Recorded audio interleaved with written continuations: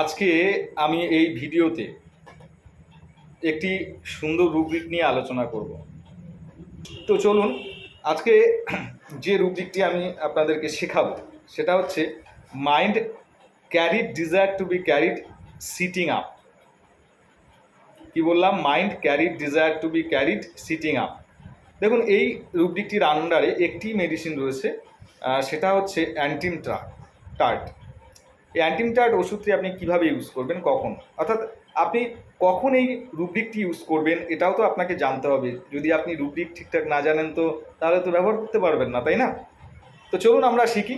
এবং carried desire to be carried মানে আপনারা জানেন যে বাহিত হতে চাওয়া, অর্থাৎ পেশেন্ট আপনার ওষুধের দ্বারা বা আপনার দ্বারা বাহিত হতে চাইছে, সিম্পল ব্যাপার। সিটিং আপ কথার অর্থ কি? সিটিং আপ কথার অর্থ হলো, এটা ভালো করে বুঝতে হবে কিন্তু, সিটিং আপ কথার অর্থ হলো উঠে বসা। কি বললাম? উঠে বসা। একজন, আমি সাধারণত এই খাতায় নোটস করে রাখি পড়ানোর সুবিধার্থে, আমি সেখান থেকে বলছি। একজন পেশেন্ট কোনো একজনের দ্বারা তার আনহেলদি স্টেট থেকে হেলদি স্টেটে যেতে চায়, কোনো রকম তার জায়গা থেকে উঠে না গিয়ে বা তার সিট কোনো রকম না সরিয়ে, অর্থাৎ পেশেন্ট তার রোগ নিয়ে যে অবস্থায় আছে পেশেন্ট সেই অবস্থায় থাকতে চায়। পেশেন্ট সেখান থেকে সরতেও চায় না, নড়তেও চায় না, বা উঠতেও চায় না। ব্যাপারটা একটু কেমন কমপ্লিকেটেড লাগছে, তাই না? তো চলুন আরও শুনুন, তাহলে বুঝতে পারবেন। এই ক্ষেত্রে একজন পেশেন্ট বলতে পারে, ডাক্তারবাবু একটা কিছু করুন, আমাকে কিওর করে দিন, মানে আমার রোগটাকে ভালো করে দিন, আমাকে এমন একটি মেডিসিন দিন যাতে আমাকে আমার এই সমস্যার জন্য কোনো রকম ফিজিক্যাল এক্সারসাইজ বা মুভমেন্ট না করতে হয়। মানে কোনো রকম ফিজিক্যাল এক্সারসাইজ করতে চাইছে না পেশেন্ট, কোনো রকম মুভমেন্ট মানে নড়াচড়া করতে চাইছে না। এই পেশেন্টরা তাদের কোনো রকম অভ্যাসে কোনো রেস্ট্রিকশান বা বাধা পেতে চায় না, অর্থাৎ পেশেন্ট তার যে কাজে অভ্যস্ত সেই কাজ সে কাজে বহাল থাকতে চায়। পেশেন্ট কিন্তু কোনো রকমভাবে সেখানে বাধা বা কোনো রেস্ট্রিকশান আসুক এটা চায় না। এরা এদের ইচ্ছা মতো খাওয়া দাওয়া করে, ঘুরে ফেরে মজা করে, তাই এরা তাদের জায়গা বা সিট ছাড়তে রাজি হয় না।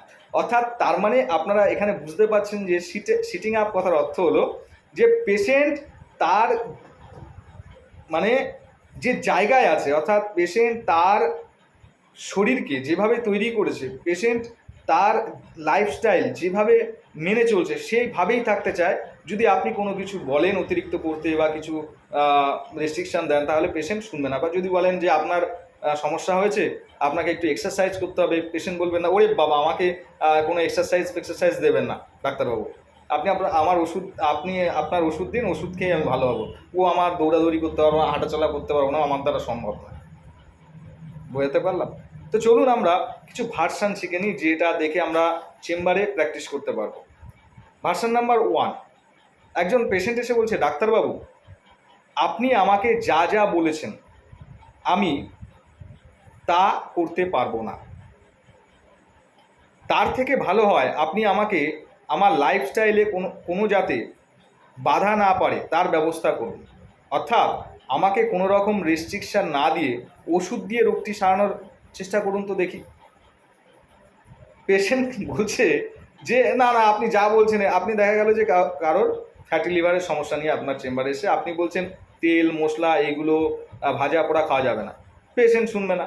পেশেন্ট বলছে না ওইসব আমি খাবোই, আপনি আপনার ওষুধ দিয়ে সারান তো। আমি যদি ওইগুলো না খাওয়াই বন্ধ করে দিই তাহলে আমি আপনার কাছে এসেছি কেন, আমাকে এইসব বলবেন না। মেবি এরকমও বলতে পারে। বা একজন পেশেন্ট এসে বলছে, ডাক্তারবাবু আমার ওবিসিটির সমস্যা, খুব প্রবলেম হয়, আমার এই ওয়েট কমিয়ে দিন আপনার মেডিসিন বা ঔষধের দ্বারা। আপনার কাছে এমন ওষুধ আছে ডাক্তারবাবু যে আমার এই ওবেসিটির সমস্যা কমে যাবে?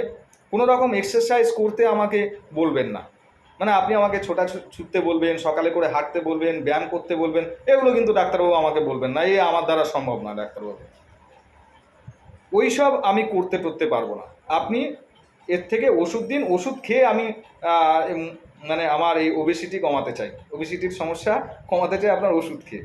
দেখুন, এই যে carried desire to be carried sitting up, এই যে অ্যান্টিনটার রয়েছে পেশেন্ট অ্যান্টিনটার পেশেন্ট এই রুব্রিকের ক্ষেত্রে কি বলছে, অর্থাৎ পেশেন্ট তার জায়গায় বহাল থাকতে চাইছে, পেশেন্ট চাইছে না তার জীবনে কোনো বাধা আসুক, কোনো রেস্ট্রিকশান আসুক এবং কোনো রকম কোনো কিছু করতে হোক, অর্থাৎ পেশেন্ট বিনা পরিশ্রমে শুধুমাত্র আপনার ওষুধ খেয়ে ভালো হতে চাইছে। বোঝাতে পারলাম? তো আজ এ পর্যন্ত, সবাই ভালো থাকবে।